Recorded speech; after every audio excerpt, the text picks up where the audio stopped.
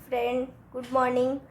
अब देखिए, अभी तक हमने आरएनए और डीएनए में अंतर पढ़ लिया था। अब करेंगे पादप और जंतु कोशिका में अंतर। इसके हमें करना था, ठीक है। इसको बड़ा कर लेती हूँ। अब देखिए, पादप कोशिका और जंतु कोशिका में क्या अंतर है। पहला अंतर है कि पादप कोशिका में कोशिका भित्ति होती है, जंतु कोशिका में कोशिका भित्ति अनुपस्थित होता है। इसमें लवक पाया जाता है और इसमें जंतु कोशिका में लवक जो होता है अनुपस्थित होता है, ठीक है। ये दो इम्पॉर्टेंट है, जैसे कि जो इसकी कोशिका भित्ति हो जनरली सेलुलोज की बनी होती है, जबकि जंतु कोशिका में वो नहीं पाया जाता है। इसमें लवक पाया जाता है और उसमें लवक अनुपस्थित होता है। तारकाय जो होता है वो अनुपस्थित होता है और उसमें तारकाय जो होता है वो उपस्थित रहता है, ठीक है फ्रेंड। मतलब जो तारकाय सेंट्रोसोम होता है वो क्या होता है कि इसमें अनुपस्थित होता है और जंतु कोशिका में क्या होता है, उपस्थित होता है। देखिए फ्रेंड, अभी सेंट्रोसोम आया तो फिर से एक बार कर लेते हैं, ठीक है। देखिए, इसकी खोज किसने की थी, बोबड़ी ने की थी। और यह अंतर है ना कि बताया है कि अभी जब हम अंतर पढ़े थे केवल जंतु कोशिका में पाया जाता है, और यहाँ भी लिख दिया कि यह जंतु कोशिका में पाया जाता है। देखिए, तारकाय के अंदर क्या होता है, एक दो कण जैसी संरचना होती है जिसे सेंट्रियोल कहते हैं, और समसूत्री विभाजन में यह काम करता है, यह ध्रुव का काम करता है, ठीक है। ये क्या होता है कि एक या दो कण जैसी संरचना पाई जाती है जिसे सेंट्रियोल कहते हैं, और समसूत्री विभाजन में क्या करता है, ये ध्रुव। जैसे जब हम बता रहे थे जैसे समसूत्री विभाजन, तो मान लीजिए ये कण और ये कण, यहाँ पे जो जुटा होता है वो सेंट्रियोल है, ठीक है फ्रेंड। अगला देखिए क्या होता है कि इसमें कोशिका भित्ति पाई जाती है, इसमें कोशिका भित्ति अनुपस्थित, इसमें लवक पाया जाता है, इसमें लवक अनुपस्थित होता है, इसमें सेंट्रोसोम अनुपस्थित होता है, इसमें सेंट्रोसोम क्या होता है, उपस्थित होता है। रिक्तिकाएं, वैक्यूल्स इसकी बड़ी बड़ी होती हैं और इसकी छोटी होती है। देखिए, पौधा में क्या होता है, उसमें पानी का अवशोषण होता है, इसलिए उसकी जो वैक्यूल्स होती हैं, वैक्यूल्स मतलब क्या होता है, जहाँ पानी का, फ्रूट्स रस, ये सब का अवशोषण होता है, उसको बोलते हैं वैक्यूल्स, ठीक है। तो उसकी रिक्तिकाएं बड़ी होती हैं, इसकी रिक्तिकाएं छोटी होती है। इसका लगभग आकार आयताकार होता है, ठीक है। जो पादप कोशिका होती है उसकी आकार आयताकार होती है, जबकि इसका क्या होता है, जंतु कोशिका का वृत्ताकार होता है।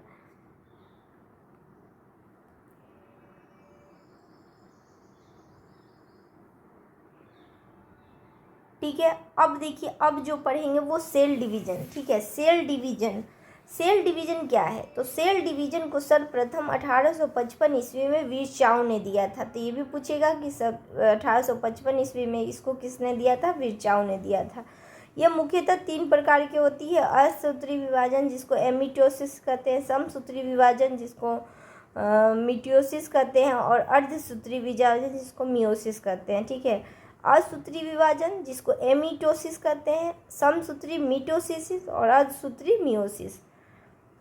अब देखिए, असूत्री विभाजन क्या है, तो यह विभाजन अविकसित कोशिका, जैसे अविकसित कोशिका में जीवाणु है, नीलहरी शैवाल, यीस्ट, अमीबा तथा प्रोटोजोआ में होता है, ठीक है। यह विभाजन अविकसित कोशिका मतलब हुआ कि जैसे जीवाणु, नीलहरी शैवाल, ये सब में होता है असूत्री विभाजन। समसूत्री विभाजन किसे होता है, समसूत्री विभाजन की प्रक्रिया को जंतु कोशिका में सबसे पहले जर्मनी के जीव वैज्ञानिक वाल्थेर फ्लेमिंग ने 1879 में दिया। उन्होंने ही सन 1882 ईस्वी में इस प्रक्रिया को माइटोसिस नाम दिया। यह विभाजन कायिक कोशिका या सोमैटिक सेल में होता है, ठीक है। यह विभाजन किस में होता है, सोमैटिक सेल में होता है। अब देखिए, जैसे कि जो हम पढ़ रहे हैं समसूत्री, तो इसका ये जो 5 स्टेज है ये पूछा जाता है।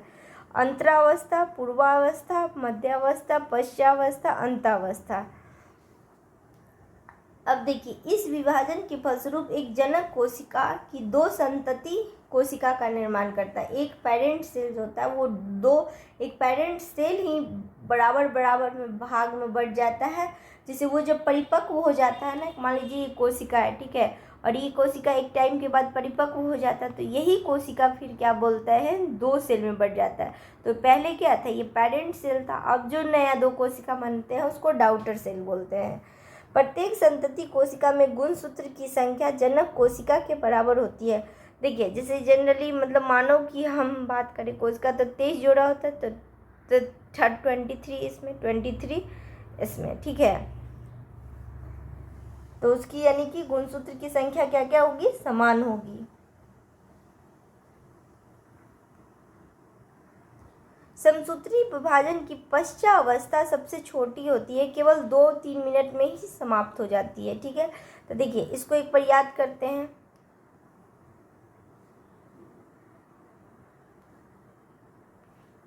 जो अध्ययन की सुविधा से जो हम बांटे हैं, तो वो समसूत्री 5 चरण है। पहला इंटरफेज, उसके बाद अंतरा, फिर पूर्वा, ठीक है, पूर्वावस्था, मध्यावस्था, पश्चावस्था और अंतावस्था।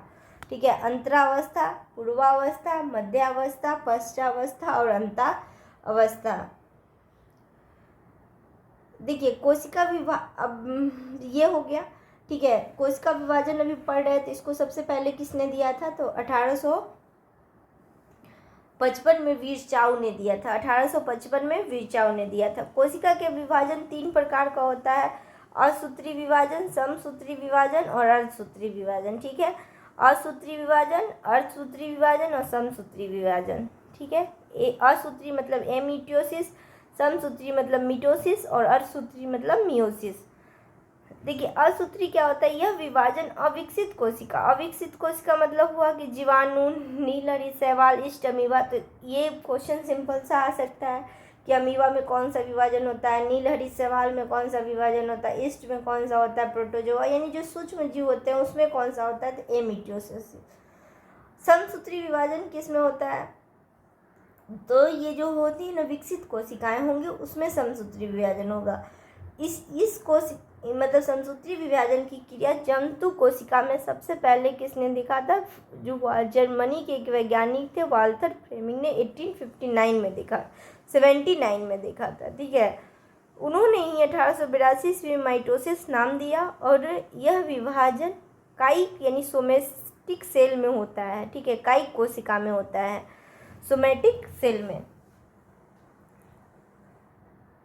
अब देखिए इसकी व्यवस्था को एक बार फिर से याद करते हैं। अंतरावस्था, पूर्वावस्था, मध्यावस्था, पश्चावस्था, अंतरावस्था। ठीक है, इंटरफेज, प्रोफेज, मेटाफेज, एनाफेज और telophase. Interphase, prophase, metaphase, anaphase, telophase. Interphase, prophase, metaphase, anaphase, telophase. ठीक है, ये विभाजन के फलस्वरूप एक जनक कोशिका यानी कि पेरेंट सेल 2 संतति कोशिका का निर्माण करते हैं और प्रत्येक संतति कोशिका में गुणसूत्र की संख्या जनक कोशिका के बराबर होती है। क्या होती है, जनक कोशिका के ही बराबर होती है। अब देखिए समसूत्री विभाजन की पश्चावस्था सबसे छोटी होती है जो 2-3 मिनट होती है। फिर देखिए जैसे कि अभी जब यहाँ सोमेटिक सेल के बारे में है तो थोड़ा सा हम पढ़ते हैं। ठीक है, तो देखिए somatic cell is any cell of the body except sperm और एग सेल। ठीक है, सोमेटिक सेल बॉडी के किसी सेल में भी हो सकता है। Is any cell of the body, कोई भी सेल होता है वो सेल, लेकिन वो स्पर्म और एग में नहीं होता है, ये याद रखना है। Somatic cell are diploid meaning but they contain 2 set of chromosome, one inherited from each parent, और mutations in somatic cell can affect the individual। ठीक है, but they are not part of the। देखिए यदि somatic cell तो अपने parent से आता है और यदि म्यूटेशन होता है उसमें परिवर्तन होता है तो वो इंडिविजुअल को इफेक्ट करता है, बट उसकी ऑफ स्प्रिंग में नहीं आ जाएगा यानी बच्चे में नहीं जाएगा। अब देखिए जैसे जिसको एग्जाम्पल में बताया कि जर्म लाइन लिया, ये स्पर्म है और यह ओवम एग है। ठीक है, यहाँ फर्टिलाइजेशन हुआ,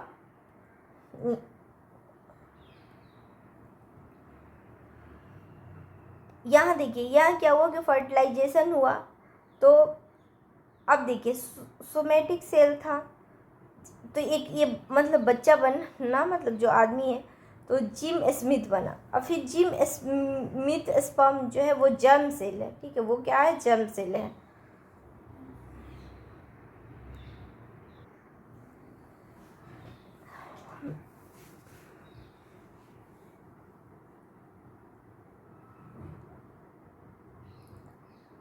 तो देखिए अगला है क्या पढ़ते हैं, अब हम अच्छे से पढ़ेंगे अर्धसूत्री विभाजन के बारे में।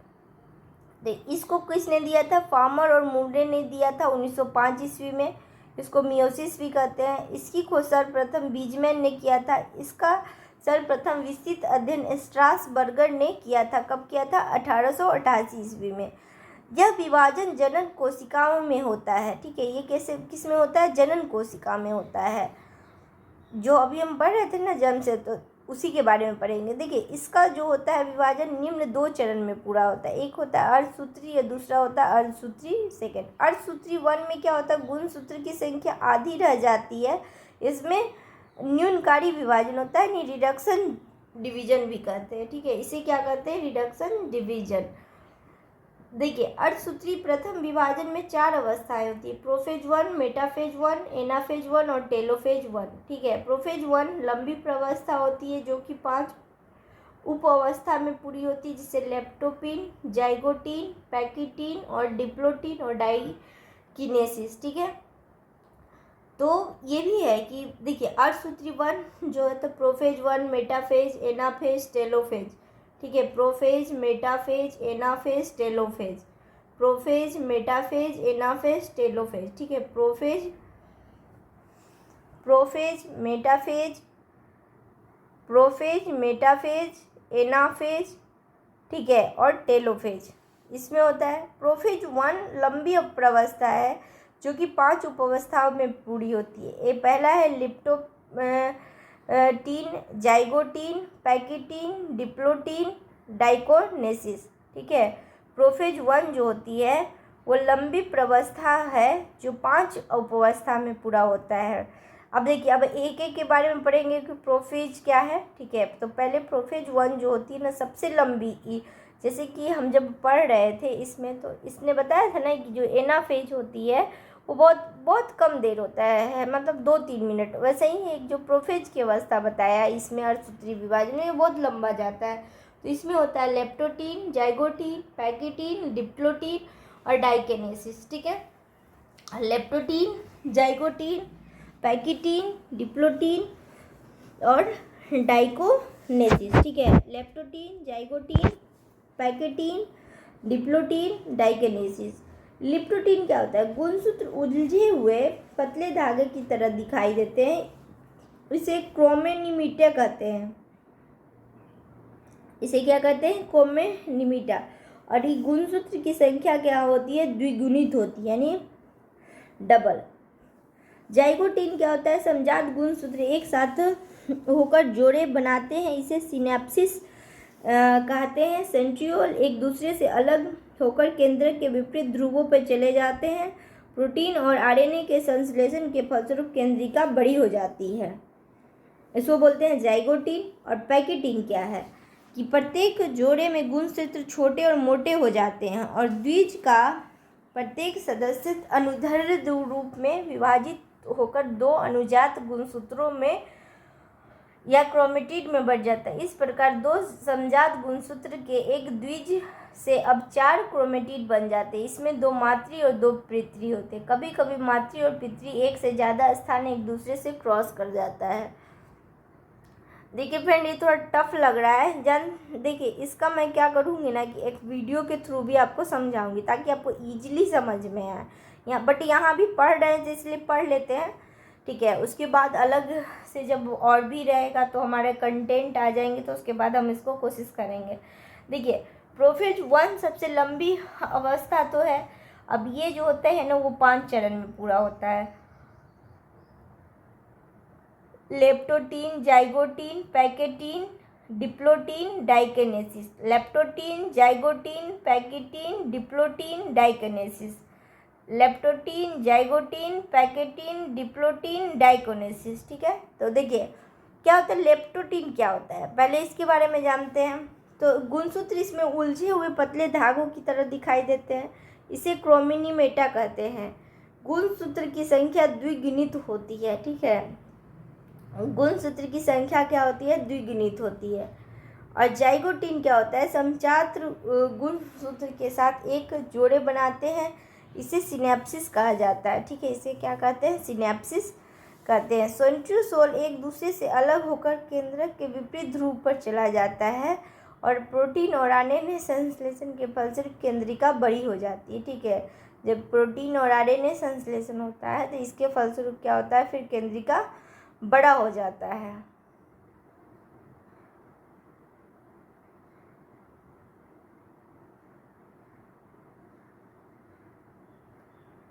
और पैकेटिन क्या होता है कि प्रत्येक जोड़े के गुणसूत्र छोटे और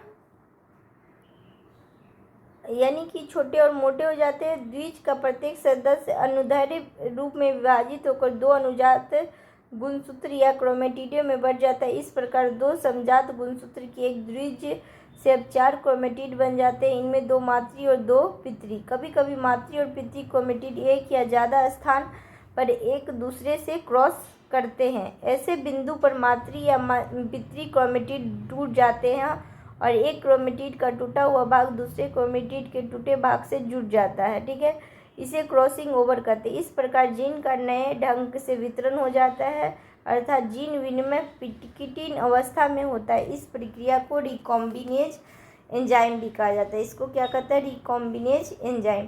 क्रॉसिंग ओवर हमेशा नॉन ईस्टर क्रोमेटिड के बीच होता है। ठीक है, ये किसके बीच होता है, नॉन ईस्टर क्रोमेटिड। डिप्लोटिन क्या होता है, तो डिप्लोटिन समजात गुणसूत्र अलग होने लगते हैं, परंतु जोड़े के 2 सदस्य पूर्ण रूप से अलग नहीं होते, क्योंकि वे कहीं एक दूसरे से एक्स रूप में उलझे रहते हैं। ऐसे स्थानों को काइएटमाटा कहते हैं। काइएटमाटा की औसत संख्या बारंबारता यानी कियास्माटा फ्रीक्वेंसी कहलाती है। ठीक है, काइएटमाटा फ्रीक्वेंसी कहलाती है। काइएटमाटा का अंत्यीकरण यानी टर्मिनलाइजेशन हो जाता है। डाइकिनेसिस क्या होता है, केंद्रक कला व केंद्रिका लुप्त हो जाती है। ठीक है, केंद्रक कला और केंद्रिका क्या हो जाती है, यहाँ से लुप्त हो जाती है। अर्धसूत्री विभाजन 2 गुणसूत्री विभाजन के समान होता है। अर्धसूत्री विभाजन 2 जो होता है वो समसूत्री विभाजन के समान होता है। अर्धसूत्री विभाजन में एक जनक कोशिका से 4 संतति कोशिका का निर्माण होता है। ठीक है, अर्धसूत्री विभाजन से एक जनक कोशिका से क्या होता है, 4 संतति कोशिका का निर्माण होता है। अब देखिए अर्धसूत्री और समसूत्री में विभाजन के अंतर क्या है, तो यह विभाजन कायिक सेल में होता है यानी सोमैटिक सेल में, और यह जो विभाजन होता है वो जनन सेल में होता है। यह विभाजन में कम समय लगता है, यह इस विभाजन में अधिक समय लगता है। इस विभाजन के द्वारा एक सेल से 2 कोशिका बनती है और इस विभाजन में एक सेल से 4 कोशिका का निर्माण होता है। संतति कोशिका में जनक जैसी गुणसूत्र होने के कारण आनुवंशिक विविधता नहीं होती है।